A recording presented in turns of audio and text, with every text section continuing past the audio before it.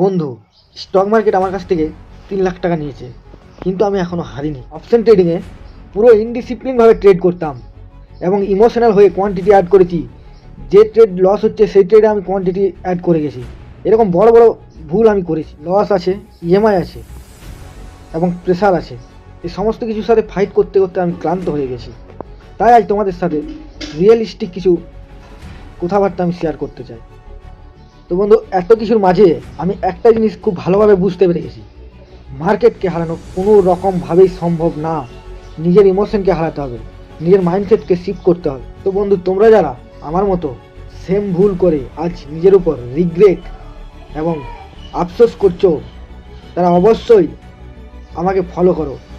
আমার এই পেজে প্রত্যেক দিন তোমাদের সলিউশন এবং সঠিকভাবে কিভাবে অপশন ট্রেডিং করা যায় সেটারই সম্বন্ধে বিস্তারিত আলোচনা করি। তো বন্ধুরা, আমার এই পেজে আমি ডেলি আমার রিয়েল ট্রেডিং জার্নি শেয়ার করব এবং তোমরা কিভাবে তোমাদের ট্রেডিং জার্নি আরও সিম্পল, আরও সহজ করে তুলবে সেটার সম্বন্ধেও বিস্তারিত আলোচনা করব। তাই অবশ্যই তোমার ছোট ভাই মনে করে বা তোমারই মতো একজন ফেলিয়ার ট্রেডার হিসাবেও আমাকে ফলো করো।